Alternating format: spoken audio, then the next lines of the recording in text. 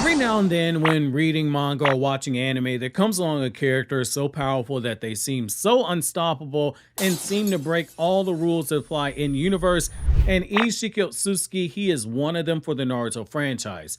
His defective vessel Jigen made light work of Naruto and Sasuke, leaving Sasuke near death with 3 full power hits, and Naruto unable to maintain his chakra mode with only 4 hits in the manga, and Isshiki himself was even more powerful. Yet one question I see from a lot of fans is whether or not Isshiki could have been taken down by Sasuke using the ancient forbidden jutsu of the Uchiha clan, the Izanami. Join me in today's newest Naruto Explained video where we unravel the mystery of if Izanami was a viable option for Sasuke. Forbidden Uchiha genjutsu is one that is pretty overpowered, but to boil it down to just being an infinite loop isn't doing the jutsu service, and to fully explain why the jutsu may or may not have worked on Isshiki, we must first take a look at how the jutsu itself operates to see if a pre-recorded sensory experience would have been able to force Isshiki to accept his fate and change his mind state.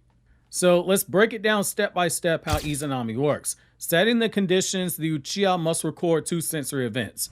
To activate Izanami, the user must first create a closed loop of experience by recording 2 specific moments using their Sharingan. This happens through physical sensations, so touch, movement, damage received, etc., or visual cues, actions taken by the enemy, the surroundings, etc., or other sensory experiences like pain and sound and smell and things of that nature. For example, Itachi during the fight with Kabuto, he set up Izanami by first making Kabuto attack him with the slash and then repeating a similar defensive movement to trap him in a cycle. These repeated actions, they formed a recorded sequence within the Sharingan that will later be used to trap the target, and as Itachi explains, you can make it even more complex if you can handle it. The genjutsu, it is cast, and the target, they enter into a time loop. Once the conditions are met, the Uchiha activates Izanami by looking at their opponent, instantaneously pulling them into the genjutsu. At this point,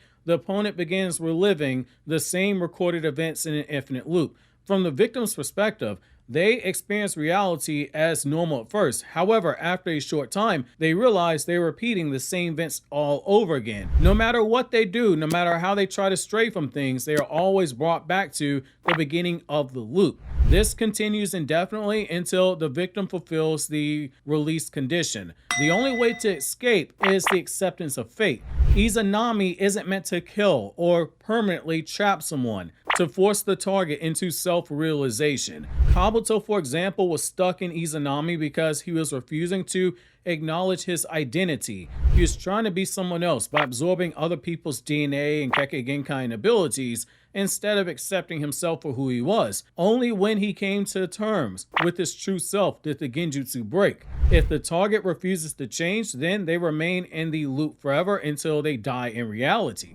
The reason why Izanami is forbidden is that it costs the user an eye, much like its twin technique Izanagi.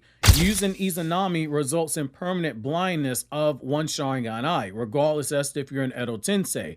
The eye loses its light as a payment for manipulating fate. It was meant to counter Izanagi users. Izanagi allows the Uchiha to alter reality and escape death, but it can lead to arrogance and a denial of fate. Izanami, on the other hand, was created to stop an Uchiha who abused Izanagi by forcing them to accept reality rather than rewriting it altogether.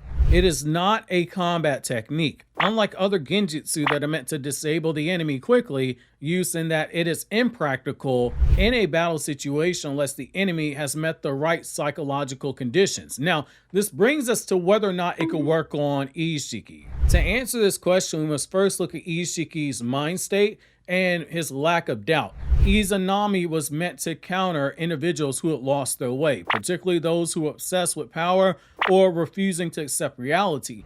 However, Isshiki is not someone who struggles with self-doubt or an identity crisis. He operates with unwavering conviction in his superiority as an Otsutsuki, unlike Kabuto, who is trapped by Izanami because he sought to become someone through DNA modification. Isshiki has no such internal conflict. He sees himself as the pinnacle of existence because he is an Otsutsuki. Izanami works by forcing introspection and acceptance of one's fate, but Isshiki's belief in his divine right as an Ōtsutsuki means that he had nothing to accept in the way that Izanami intends. He wouldn't be struggling with self-delusion. He genuinely believes in his own infallibility. Genjutsu is also something that has never been used on Ōtsutsuki in the series. Despite various battles involving full-blooded Ōtsutsuki, no shinobi has ever attempted to use genjutsu on a full-blooded Ōtsutsuki. While this is partly due to storytelling choices, it also suggests that Ōtsutsuki might have an inherent resistance to genjutsu. They possess vastly superior chakra, potentially making their brains function on a different level than humans. Since Sharingan-based genjutsu typically affects a target's flow to disrupt their senses, it is possible an Ōtsutsuki's chakra control is so refined that it nullifies such interferences before it ever takes hold, especially considering the fact that the Sharingan is basically a mutation of something that the Ōtsutsuki already have. There's no evidence that the foundational mechanics of the descendants of a one-third Ōtsutsuki in Indra, whether or not their genjutsu could even work on Ōtsutsuki's mind. Isshiki's unique biology and near complete control over his body is another thing you have to look at. Izanami requires the target to perceive or re-experience the same event multiple times to trigger the loop. However, Isshiki's body operates on a completely different scale than humans. His advanced Sukuna Hikona shrinking ability, combined with his overwhelming refined chakra control and Daikokuden access, might allow him to bypass sensory experience required to make Izanami function. Additionally, Isshiki's high-level ocular abilities and his genetic enhancements as a Ōtsutsuki make it likely that he could simply overpower or nullify genjutsu outright when it's used on him. Again, all jutsu, which includes this, are cheap imitations of what shinjutsu are for Ōtsutsuki. His unique dojutsu grants him vast perception, and given that Izanami requires the target to be mentally engaged in the loop, Isshiki might simply ignore the genjutsu's mechanics and disrupt it before it ever becomes effective. The mechanics of Izanami also have other drawbacks because one of the things you need is physical contact. So Izanami works by setting up a loop of a repeated sensory experience, and the user must establish this loop through direct interaction. Given Isshiki's overwhelming speed and ability to shrink and teleport objects, it's nearly impossible to use Izanami against him if an Uchiha managed to engage him in close combat. Isshiki's superior taijutsu, his ability to warp space with Daikokuden, and his ability to kill someone in an instant, it means that the opportunity to initiate Izanami is almost non-existent. Though you could argue Sasuke, had he been desperate enough at the start of the battle and willing to sacrifice his Sharingan on a gamble, since there was no guarantee that it would work, he might have been able to use on Isshiki when Isshiki made him into a surfboard. You could argue even when he swapped with Kawaki, but the smoke bomb that was used does blind the visual elements of a dojutsu, so it is very likely that the Sharingan would not have been able to record the sensation since Izanami is visual in nature due to it recording everything for an infinite loop, and that smoke bomb specifically blinds dojutsu from operating in that fashion. In conclusion, I'll say this: even if we assume that Izanami could theoretically affect Isshiki, which I doubt, he lacks psychological weakness that makes the genjutsu effective, and his divine level of chakra control, his unique biology, and his belief in himself as a superior being, it would likely render it useless. Since no one has ever tried genjutsu on a full-blooded Ōtsutsuki,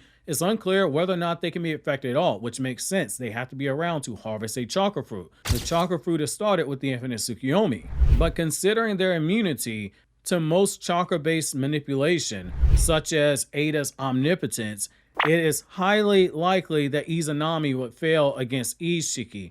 Ultimately, Isshiki, being beyond the scope of techniques designed to work on a flawed human mind, is something that would allow him to rise above this, in my opinion. His complete confidence in his path, his superior abilities, and potential genjutsu immunity make Izanami an ineffective option against him. Obviously, if you enjoyed this video, consider subscribing and checking out more videos over here on Naruto Explained by clicking here on the left, or click up top to check out this new video from my Everything One Piece Explained channel where I talk about One Piece, or click here to watch this video from my Anime Explained channel where I talk about non-Naruto content in the form of video essays, lore videos, chapter reviews, and so much more.